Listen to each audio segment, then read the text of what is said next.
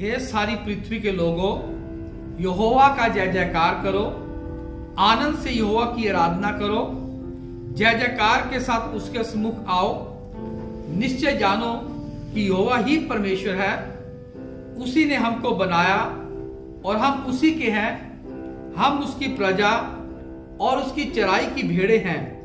उसके फाटकों से धन्यवाद और उसके आंगन में स्तुति करते हुए प्रवेश करो। उसका धन्यवाद करो और उसके नाम को धन्य कहो, क्योंकि यहोवा भला है, उसकी करुणा सदा के लिए और उसकी सच्चाई पीढ़ी से पीढ़ी तक बनी रहती है। मैं इन्हीं शब्दों के साथ आप सभी का नॉर्दर्न इंडिया यूनियन की प्रेयर मिनिस्ट्री की तरफ से आपका हार्दिक स्वागत करता हूं। वेस्पर सभा के लिए आइए हम अपने सिरों को झुकाएंगे और प्रार्थना करेंगे।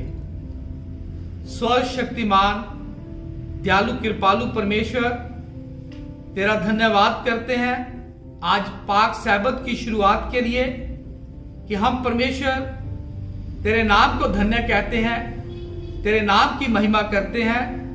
हमारी इस परमेश्वर सभा को, इस आराधना को कबूल कर और तेरे नाम की जय जयकार कर सके।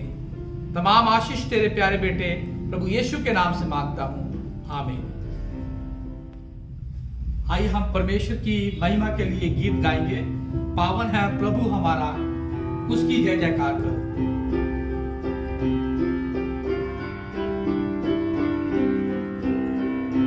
पावन है वो प्रभु हमारा, उसकी जय जयकार करो।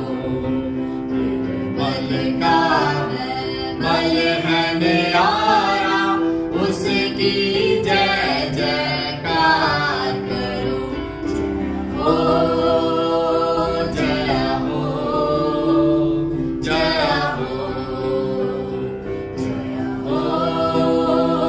जय हो, जय हो। दिन दुखियों का है वो दाता, भटके हुओं को राह बताता। दिन दुखियों का है वो दाता, भटके हुओं को राह बताता।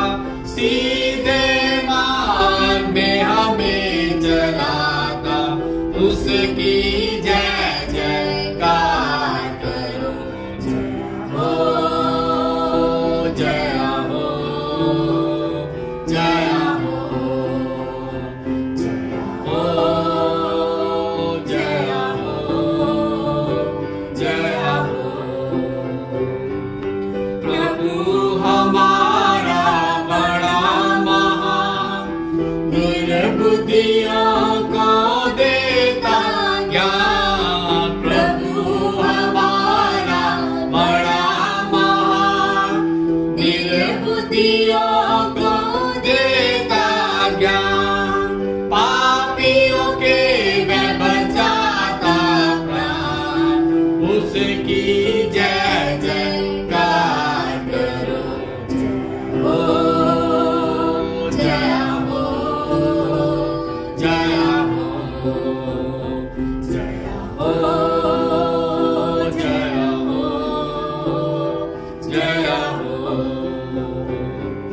प्रभु की महिमा अपरंपार, जग का है वो तारणहार।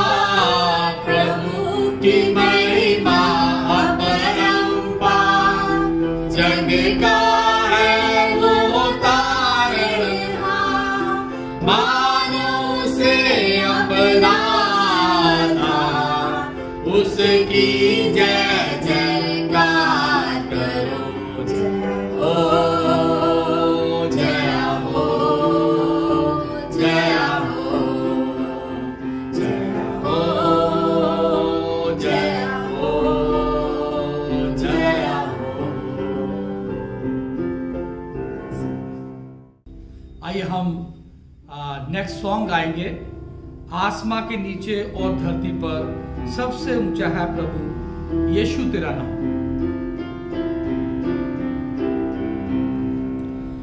आसमां के नीचे और धरती पर, आसमां के नीचे और धरती पर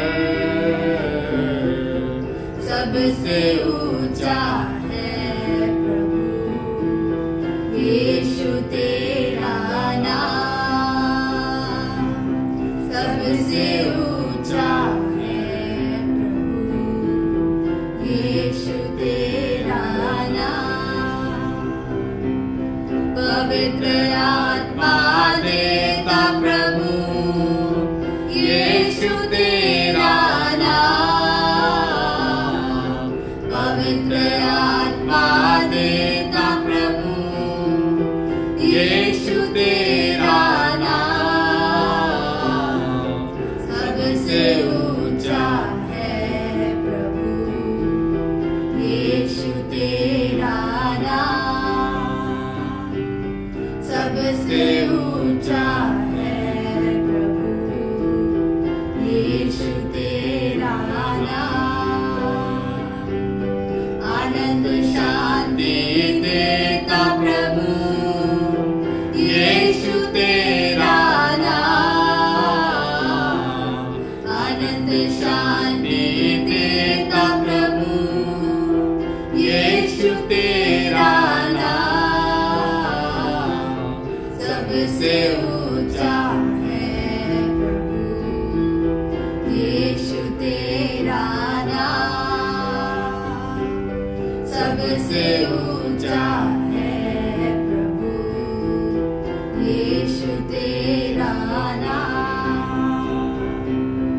अनंत जीवन देता प्रभु यीशु तेरा नाम। अनंत जीवन देता प्रभु यीशु तेरा नाम। सबसे ऊंचा है प्रभु यीशु तेरा नाम।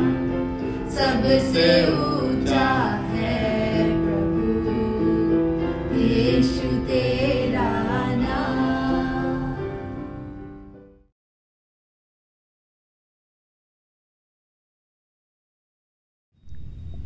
अब हम एक स्पेशल सॉन्ग गाएंगे जो है प्यार से जिसने तुमको बनाया।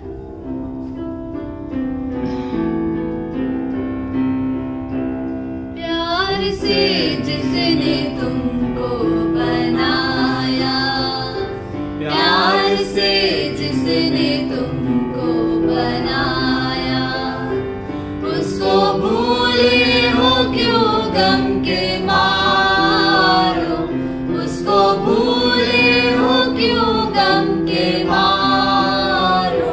फिर जिसे चाहे आवाज देना, फिर जिसे चाहे आवाज देना। सबसे पहले खुदा को पुकारो, सबसे पहले खुदा को पुकारो। प्यार से जिसने तुमको बनाया, प्यार से जिसने तुमको बनाया। चाहे सारा जहां तुमसे रूठे, सच का दामन न हाथों से छूटे। चाहे सारा जहां तुमसे रूठे, सच का दामन न हाथों से छूटे। सच पे आ जाती नहीं है, सच पे आ जाती नहीं है। तुम हो सच्चे तो हिम्मत न हारो, तुम हो सच्चे तो हिम्मत न हारो। प्यार से जिसने तुमको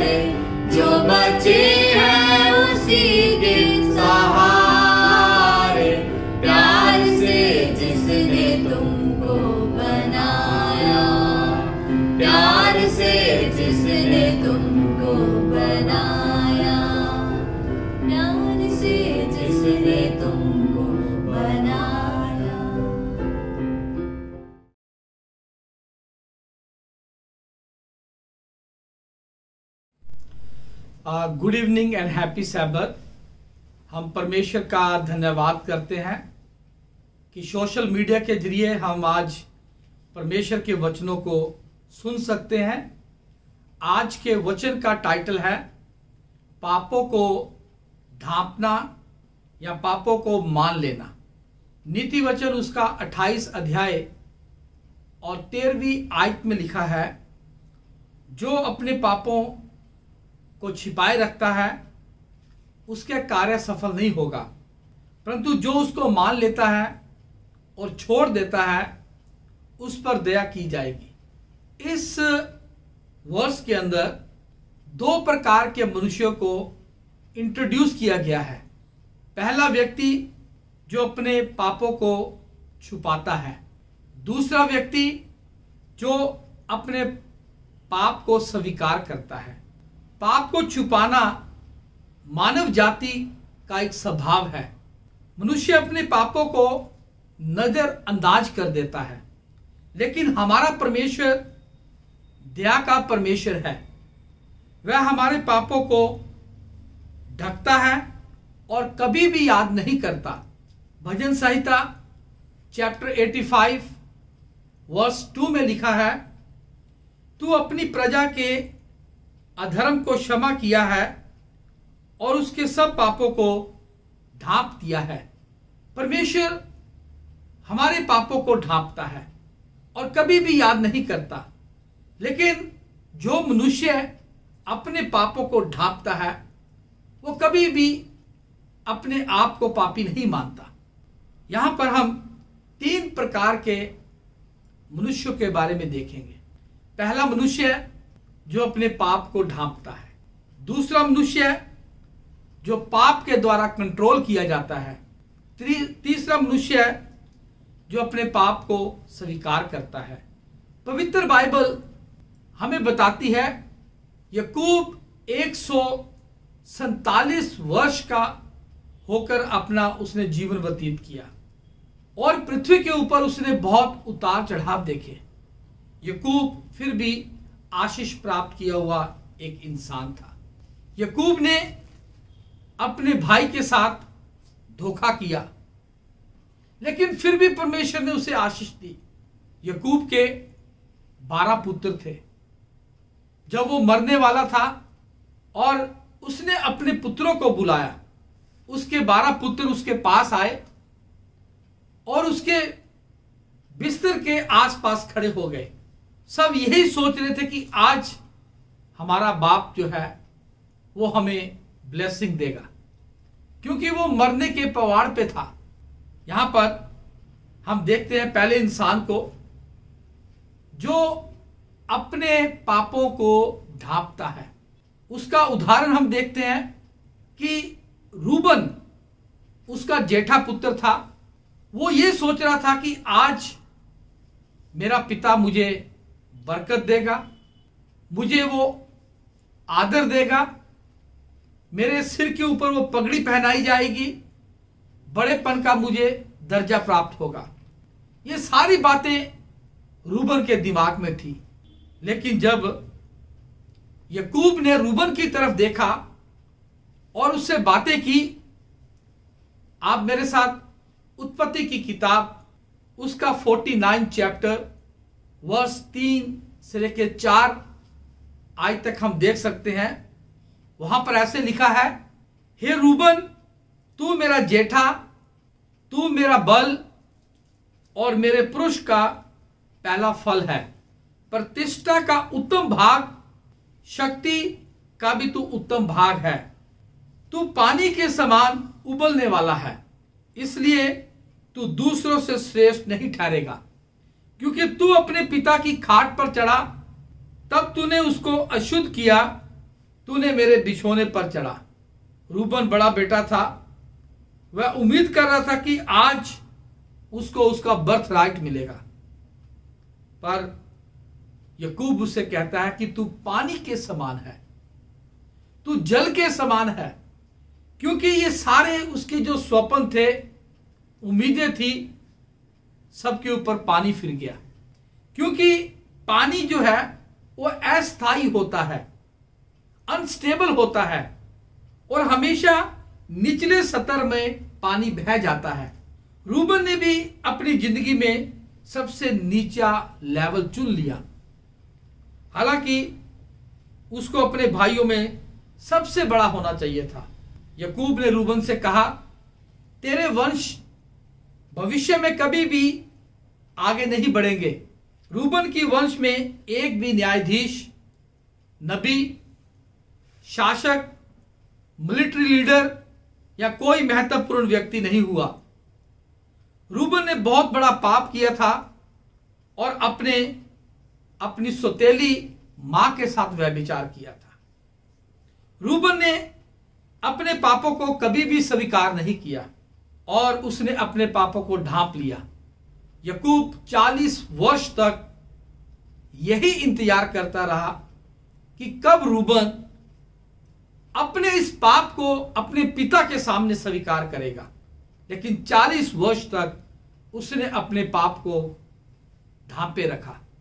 याकूब ये जानता था कि इसने अपनी मां के साथ व्यभिचार किया है और यहां पर हम देखते हैं कि उसने अपने बाप से माफी नहीं मांगी और याकूब ने उसे ब्लेस नहीं किया, क्योंकि रूबन इस समय सब कुछ अपना खो चुका था।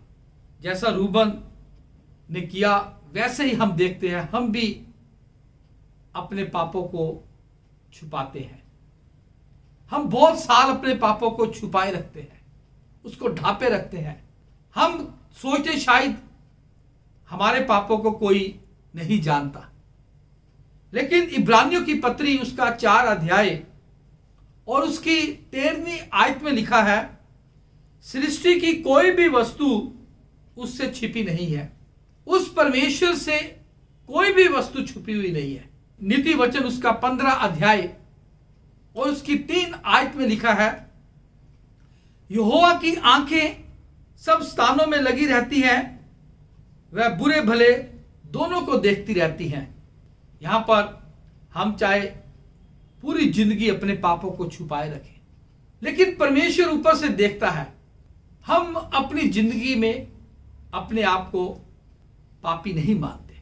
ये वो इंसान है जो अपने आप पापों को, अपराधों को, पापों को ढांप के रखता है और इस प्रकार का व्यक्ति कभी भी परमेश्वर के पास नजदीकी में नहीं जा सकता। आइए हम दूसरे व्यक्ति को देखते हैं जो कि पाप के द्वारा कंट्रोल किया जाता है। पाप उन व्यक्तियों को कंट्रोल करता है। अब रूबन से ध्यान हटकर याकूब का ध्यान अब शिमोन और लेवी की तरफ गया। परमेश्वर का पाक वचन हमें बताता है कि उसने शिमोन और लेवी की तरफ गया तो याकूब ने उन दोनों पर भी दोष लगाया, क्योंकि वो दोनों क्रूअल और हिंसा करने वाले थे। शिमोन और लेवी 2 भाई, इनकी एक बहन थी जिसका नाम दीना था और कहानी बताती है कि उसको उनकी बहन के साथ किसी व्यक्ति ने बलात्कार कर दिया और जिस व्यक्ति ने बलात्कार किया वो अपने परिवार को लेकर दीना के परिवार से मिलने के लिए आया कि हमारे बेटा जो है आपकी बेटी से शादी करना चाहता है, और बातचीत के दौरान ये मान गए, लेकिन इन्होंने एक शर्त रखी। लेवी और शिमोन और लेवी की मनसा गलत थी। उन्होंने कहा कि आपके पूरे गांव को खतना करना पड़ेगा, और वो इस बात के लिए मान गए। कहानी आगे बताती है कि शिमोन और लेवी ने तलवार के साथ उस पूरे गांव को नाश कर दिया। उनके जो भी बैल, गायें, जो लाइव स्टॉक था, धन दौलत थी, वो लूट कर वो अपने साथ ले गए। जब याकूब को यह मालूम चला कि उन्होंने बहुत ही घिनौना काम किया है, याकूब की नजर में बहुत बड़ा पाप था, पर शिमोन और लेवी ने उस पाप को स्वीकार नहीं किया। ये बताता है कि पाप कुछ लोगों की जिंदगियों को कंट्रोल करता है। लेकिन हम देखते हैं कि बाद में जब इजरायली कौम बालपोर देवता के सामने पूजा कर रहे थे, तो मूसा ने उस समय कहा कि अब जो परमेश्वर की तरफ है वो मेरी साइड आ जाए। उस समय लेवी की वंश में से लोगों ने पश्चाताप किया और वो मूसा की तरफ चले गए। तो पवित्र शास्त्र बताता है कि लेवी के वंश से पुरोहित जनजाति में वो गिने गए। खुदा का पाक वचन हमें बताता है, जो लोग अपने पापों को नहीं मानते, परमेश्वर उनको अपने काम के लिए कभी नहीं चुनता। आज सबसे बेस्ट गिफ्ट जो परमेश्वर ने हमें दिया है, हमारे परिवारों को दिया है, हमारे समाज को दिया है, कि होली स्पिरिट हमारे परिवारों को चलाए, ना कि पाप हमारे परिवारों को कंट्रोल करे। परमेश्वर का पाक वचन हमें बताता है कि तीसरे व्यक्ति के पे जाएंगे, वो वह व्यक्ति जिसने अपने पापों को स्वीकार किया। अब शिमोन और लेवी से ध्यान हटकर याकूब का यहूदा की तरफ गया। यहूदा ने अपनी आंखें नीचे झुकाई हुई थी, अपने सिर को ऊपर नहीं उठाया, क्योंकि वो सब कुछ सुन रहा था। उसको मालूम था कि उसके जो बड़ा भाई है वो दोषी पाया गया, उसके दूसरे भाई दोषी पाए गए, वो भी दोषी पाया जाएगा, क्योंकि वो भी पापी था। वो ये सारी बातें सुन रहा था कि वो हथौड़ा मेरे सिर के ऊपर भी पड़ेगा। लेकिन जब यहूदा की बारी आई, यहूदा अपने पिता के सामने खड़ा था और उसने अपनी आंखें भी नहीं उठाई, क्योंकि वो जानता था कि वो पापी है। वो खड़े खड़े उसने अपने आप ये महसूस किया कि सबसे बड़ा पापी है वो। लेकिन जब याकूब की नजर उसकी तरफ गई, तो याकूब ने यहूदा के खिलाफ एक शब्द भी नहीं कहा, उसके पापों का जिक्र भी नहीं किया। याकूब ने सिर्फ उसके लिए आशीष, उम्मीद और प्रॉमिस ही मांगा। यहूदा भी एक पापी था, उसके बहुत पाप थे। यहूदा अपने भाइयों के साथ जब जोसेफ के बारे में अपने पिता याकूब को झूठ बोला था कि जोसेफ मर गया है, वो अपने भाइयों की संगति में शामिल था, उसने झूठ बोला, लेकिन याकूब ने उसका जिक्र नहीं किया। यहूदा के दो बेटे थे, दोनों बेटे बहुत बुरे थे और परमेश्वर ने उन्हें मार दिया था। यहूदा के गलत रिलेशन थे अपनी बहू के साथ, फिर भी याकूब ने कोई भी ऐसा जिक्र नहीं किया, यहूदा की एक भी गलती नहीं बताई, सिर्फ उसके लिए ब्लेसिंग ही ब्लेसिंग मांगी। यहूदा की उसके भाइयों में तारीफ की गई, उसकी प्रशंसा की गई और कहा कि तू इज़राइल राष्ट्र की अगुवाई करेगा। याकूब ने कहा, तू एक विजेता होगा, तू पराक्रमी शेर की तरह मजबूत और साहसी होगा, तेरे वंश से राजा पैदा होंगे। दाऊद और सोलोमन यहूदा के वंश से पैदा हुए हैं। तू स्वस्थ होगा और तेरे लोग राज्य में खुशहाल होंगे। ये ब्लेसिंग याकूब ने यहूदा को दी। इतनी बुराइयों के बावजूद भी यहूदा को सारी ब्लेसिंग प्राप्त हुई। खुदा का पाक वचन हमें बताता है कि यहूदा ने अपने पापों को धो डाला, उसने अपने पापों को मान लिया कि वह पापी है, वह गुनहगार है। क्योंकि खुदा का पाक वचन हमें बताता है कि जो लोग अपने पापों को मानते हैं, परमेश्वर उनके पापों को क्षमा करता है, वो कभी भी याद नहीं करता है। क्योंकि यहां पर हम देखते हैं कि परमेश्वर के पाक वचन में बहुत सारे लोग जो है अपने पापों को अपने साथ लिए फिरते हैं, वो कभी भी परमेश्वर के पास नहीं आते और वो कभी भी अपने पापों को लेकर गंभीर नहीं होते। परमेश्वर चाहता है कि हम पश्चाताप करें, हम उस इंटरनल लाइफ में प्रवेश करें। अगर आज हम अपने पापों को मानते हैं तो परमेश्वर हमें माफ करने को तैयार है। मैं चाहूंगा कि एक पद स्थल हम पवित्र शास्त्र से पढ़ेंगे। पहला यूहन्ना उसका 1 अध्याय और उसकी 9 वर्ष को पढ़ेंगे। यहां पर ऐसे लिखा है, यदि हम अपने पापों को मान ले तो वह हमारे पापों को क्षमा करने और हमें सब अधर्म से शुद्ध करने में विश्वास योग्य और धर्मी है। हमारा परमेश्वर विश्वास योग्य और धर्मी है। वो हमारे सारे पापों को ढांप देता है, कभी भी याद नहीं करता है। सिर्फ हमने अपने आप को पापी मानना है। हमने ये स्वीकार करना कि मैं पापी हूं, मैं गुनहगार हूं। जैसे यहूदा ने अपने आप को पापी माना, अपने वस्त्र को धो डाला, अपनी धार्मिकता की जो मैले चिथड़ी थी उसे धो डाला। याकूब ने उसके पाप याद नहीं किए, याकूब ने उसकी गलतियों को उजागर नहीं किया। इसी प्रकार जब दूसरी आमद में हमारा परमेश्वर प्रभु यीशु जो आएगा, अगर आज हम अपने पापों को मानते हैं, उनको छुपाते नहीं है, खुदावंत के सामने लेकर आते हैं, तो वो हमें क्षमा प्रदान करता है और वो कभी भी हमारे पापों को याद नहीं करता। और दूसरी आमद में हम उसके साथ बादलों पर उठा लिए जाएंगे और उस हमेशा के जीवन में प्रवेश करेंगे जो वो हमें देना चाहता है। हम रूबन की तरह नहीं होना चाहते, क्योंकि रूबन ने सब कुछ खो दिया। हम शिमोन की तरह नहीं होना चाहते जिसको पाप कंट्रोल करता है। हम यहूदा की तरह होना चाहते हैं जिसने अपने पापों को मान लिया और पवित्र आत्मा हमारी जिंदगियों को कंट्रोल करे। परमेश्वर हमारी जिंदगियों को कंट्रोल करे, हम अपने आप को परमेश्वर के सुपुर्द करें। परमेश्वर हमें बरकत दे, हमें आशीष दे। आमीन।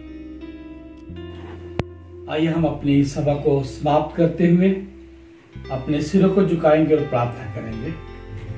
हमारे स्वर्गीय परमेश्वर, तेरा धन्यवाद करते हैं और प्रार्थना करते हैं आज के वचन के लिए, जो वचन परमेश्वर तेरे पाक कलाम में से सुना गया है कि परमेश्वर हम अपने पापों को ना छुपाएं, लेकिन ना हम उस पापों को ढांपें। हमारा एक ही परमेश्वर है जो हमारे पापों को ढांपता है। वो कभी भी हमारे पापों को याद नहीं करता जब वो ढांपता है, और वो माफ करता है। हम परमेश्वर तेरे पास आते हैं क्योंकि हम पापी हैं, गुनहगार हैं, अपने जीवन में बहुत सारी गलतियां गुनाह करते हैं, लेकिन तू माफ करने वाला परमेश्वर है। और प्रार्थना करते हैं परमेश्वर तमाम 7 डे एडवेंटिस्ट चर्च के लिए, सभी विश्वासियों के लिए, जबकि आज का वचन सुना गया है। आज का वचन हमारे दिलों में दिमागों के ऊपर असर करे और हम उस वचन के मुताबिक अपने जीवन को चलाएं। मेहरबान परमेश्वर, हम प्रार्थना करते हैं जो लोग बीमार हैं, परेशान हैं, दुखी हैं, उनके लिए खास प्रार्थना करते हैं। उनको शिफा दे कि वो बिल्कुल चंगियाई प्राप्त करें। प्रार्थना करते हैं परमेश्वर बेसहारा लोगों के लिए, जिनको खुदावंद हमारी प्रार्थनाओं की जरूरत है, उनके लिए प्रार्थना करते हैं। उनके ऊपर भी रहम कर, कृपा कर, दया कर कि हम परमेश्वर सिर्फ तेरा नाम लेकर अपने जीवन को चलाएं।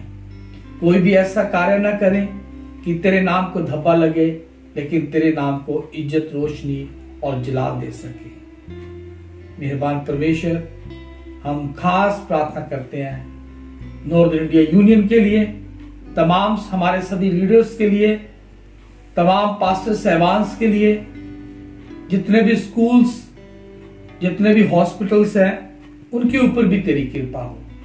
हम अलग अलग क्षेत्रों में कार्य करते हैं, लेकिन हमारा मिशन एक ही है कि तेरे सुसमाचार को हर एक इंसान तक पहुंचाया जाए। हमें तू अपने कार्य के लिए इस्तेमाल कर और हमें अकल दे, बुद्धि दे, दिनेश बख्श दे कि हम तेरे नाम में बने रहें। हम अपने आप को तेरे सुपुर्द करते हैं। हमारी इस प्रार्थना को सुन कबूल कर, तेरे प्यारे बेटे प्रभु यीशु के नाम से मांगते हैं, आमीन।